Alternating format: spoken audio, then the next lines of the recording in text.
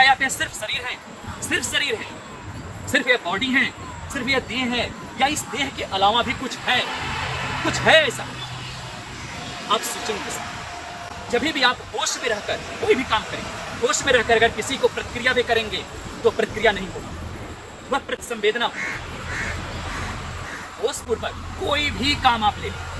आपकी अगर कोई गलतियां हैं, आपके अंदर कोई अगर मिस्टेक है, कह सकते हैं बैड हैबिट है, कोई और अन्य चीजें हैं, आप बहुत परेशान हैं, आप होश की साधना से करेक्ट कर सकते हैं। होश की साधना एक थेरेपी, होश की साधना आपके अंदर की चेतना को आपसे मिलवाता है, जोड़ता है कि आप यह बॉडी नहीं है कि जिसके अंदर इतने सारे कह सकते हैं काम, क्रोध, लोभ, मोह भरा पड़ा हुआ है। आप यह मन नहीं है कि हमेशा आप मूडी मूडी सा फील करते हैं, हमेशा आपके अंदर मन की चंचलता बनी रहती है, मन नहीं लगता है कहीं पर, मन शांत नहीं रहता है, हमेशा मन में बहुत अशांति घिरी रहती है। आप मन नहीं है, आप यह शरीर नहीं है, आप यह चित्त नहीं है, आप इन सभी का एक साक्षी, देखने वाले। यह सभी चीजें हो रही हैं, आप अपने आप को एसोसिएट मत करिए। जब भी आप बेहोश होंगे आप अपने आप को एसोसिएट करें, जब भी एसोसिएट करेंगे तो आपसे कर्ता का भाव उत्पन्न होगा।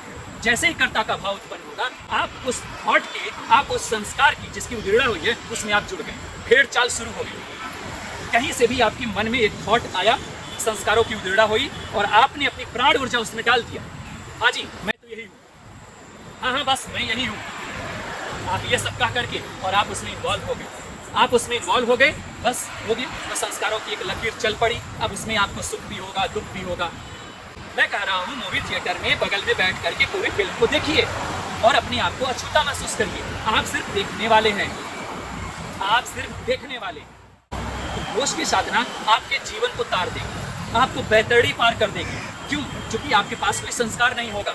जब कोई संस्कार नहीं है, कोई कर्माशय शेष नहीं है, कोई कर्म शेष नहीं है, जन्म किसका होगा?